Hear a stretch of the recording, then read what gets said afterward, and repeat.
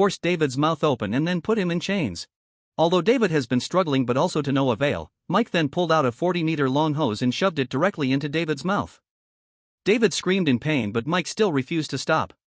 He forced the hose into David's abdomen. Then Mike unscrewed the valve and instantly countless eels along the pipe into David's stomach. In fact, Mike will not intentionally hurt others. As long as you like and follow this video, so Mike will not hurt you. It turns out that Mike did so for the purpose of extracting a drop of medicine that can make people live forever. Not long ago, David was stripped into this sanitarium. He found his left leg was put in a cast just when David was wondering what was going on. Mike told him that you had a car accident yesterday. Luckily, you were treated in time and are now fine. Before he left, Mike also told David to drink more hot water, but David just finished drinking the water and found that the taste is not bright. A closer look, he found a live worm in the glass, but at this time, David did not think much about it. Not knowing that he was already in danger on the surface of the health center or some spa projects. But the weird thing is the 80-year-old guy here can actually dive in the water for 3 hours and not suffocate. Since David came to the spa, he often had hallucinations. At first David didn't care about it, but when he went to the toilet he found a large number of eels crawling in the water tank. David was instantly shocked. But when he looked back, that eels had disappeared. David was so angry that it were the toilet. The next day, he immediately found the curator and wanted to leave the place. At that moment, David was hallucinating again and had an inexplicable nosebleed. His son passed out again, and when he woke up, he found himself in a water tank. David was soaking in the water when a python suddenly passed by him, but David didn't even notice. When he realized it was too late, a large number of pythons had surrounded him. David struggled desperately. He swamped to the window and pounded on the glass as hard as he could, but Mike was sitting in his chair concentrating on his book. He did not even notice that David had changed. David saw the scene. He was very angry. David had to try his best to swim upstream, but unfortunately the python actually pulled David's oxygen mask down. The mask fell instantly, surrounded by a large number of pythons. When David swam to the top, he found that the top cover was firmly sealed. At this point David was very desperate. He struggled desperately but to no avail. Soon David passed out due to lack of and was surrounded by pythons when he fell down. When he woke up, he found that he had been rescued, and he quickly told Mike that there were pythons in the water.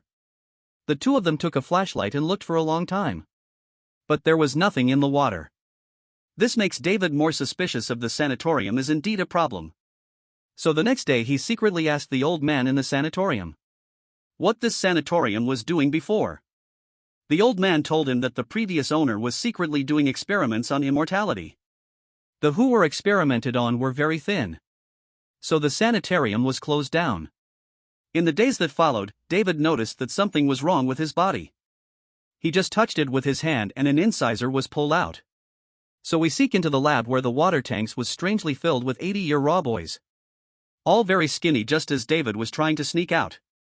He ran into Mike. David did not know that more horror was waiting for him. Mike first fixed David's head and then put a chain on David's mouth once everything was ready. Mike took out the electric drill and shoved it directly into David's mouth, cooling out one of David's teeth. Fortunately, David was lucky and escaped from Mike. He got into a cab and quickly went to the police station to report the crime.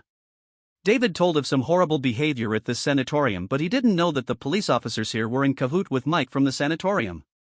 The police called Mike and brought David back to the nursing home. With nowhere to go, David had to accept the treatment program here. After a period of brainwashing, David began to become dull until this day he suddenly thought of something.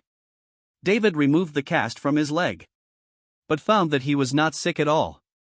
So he quietly went to a secret basement where he found all kinds of embryos and experimental specimens. It turns out that Mike has been secretly researching immortality experiments.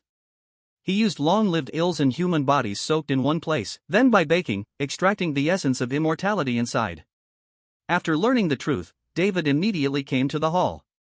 Mike's behavior told everyone present, but by now the patients had already been brainwashed by Mike and they surrounded David like ghosts. David had no choice but to sprinkle the place with gasoline and then a fire to ignite the gasoline. Mike was burned alive in this way. However, the strange thing is that seeing the house on fire, the patients here are not only not afraid, they dragged their dance partners to dance together. At the end of the story, David rode his bicycle and took the girl he loved away from this weird sanatorium. I do not know what Day was laughing at this time.